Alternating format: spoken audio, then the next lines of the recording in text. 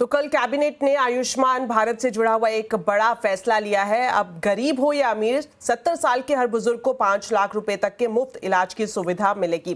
Cabinet के फैसले से 6 करोड़ बुजुर्गों को फायदा होने का अनुमान है। ज्यादा जानकारी के लिए जुड़ते हैं हमारे वरिष्ठ सहयोगी लक्ष्मण रॉय से। तो लक्ष्मण जी, सबसे पहले जानना चाहेंगे आपसे कि इस फैसले से किन किन बुजुर्गों को फायदा मिलेगा और इसकी शर्तें क्या रहेंगी पूरी स्कीम की?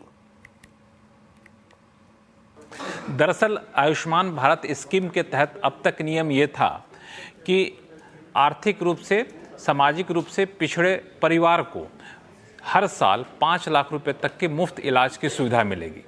उस परिवार में अगर कोई बुजुर्ग है जिनकी उम्र 70 साल या इससे ज़्यादा है तो भी उस परिवार के हिस्से माने जाएंगे और 5 लाख रुपए की सुविधा में वो भी शामिल होंगे। यानी परिवार और बुजुर्ग दोनों को 5 लाख रुपए तक की सुविधा मिलेगी मुफ्त इलाज की हर साल। लेकिन अब जो फैसला लिया गया है उसके मुताबिक हर बुजुर्ग को जिनकी उम्र 70 साल या इससे ज़्यादा है उनको हर साल 5 लाख रुपए तक के मुफ्त इलाज की सुविधा मिलेगी। ये ज़रूरी नहीं है कि वो बुजुर्ग आर्थिक सामाजिक रूप से पिछड़े हों, वो मध्यम वर्ग के भी हो सकते हैं, अमीर भी हो सकते हैं। कोई भी बुजुर्ग होंगे जिनकी उम्र 70 साल या उससे ज़्यादा हो गई है तो उनको हर साल 5 लाख रुपए तक के मुफ्त इलाज की सुविधा मिलेगी।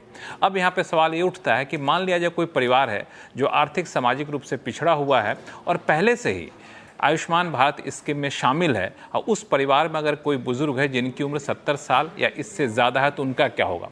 तो उसके लिए नियम साफ कहता है कि ऐसे परिवार को, जो बुजुर्ग हैं, उनको अलग से 5 लाख रुपए तक की मुफ्त इलाज की सुविधा मिलेगी। यानी कुल मिला के ऐसे परिवार को 10 लाख रुपए की सुविधा मिलेगी। 10 लाख में 5 लाख सिर्फ उस बुजुर्ग के लिए होगा जिनकी उम्र 70 साल या इससे ज़्यादा है। दूसरा सवाल ये उठता है कि मान लिया जाए कोई परिवार है जो सामाजिक आर्थिक रूप से संपन्न है, आयुष्मान भारत की शर्त को पूरा नहीं करता है, लेकिन उस परिवार में 70 साल या उससे ज़्यादा की उम्र का कोई बुजुर्ग है तो उनका क्या होगा? तो इस बुजुर्ग को भी 5 लाख रुपए तक के मुफ्त इलाज की सुविधा मिलेगी सालाना, पूरे परिवार को नहीं मिलेगी। अब तीसरा सवाल ये उठता है, किसी एक परिवार में 2 बुजुर्ग हैं, दोनों की उम्र 70 साल या इससे ज़्यादा तो क्या होगा? तो यहाँ पर दोनों बुजुर्गों को कुल मिलाकर के 5 लाख रुपए तक की सुविधा मिलेगी। अलग अलग 5-5 लाख रुपए नहीं, दोनों बुजुर्ग को मिला के 5 लाख रुपए तक की सुविधा मिलेगी।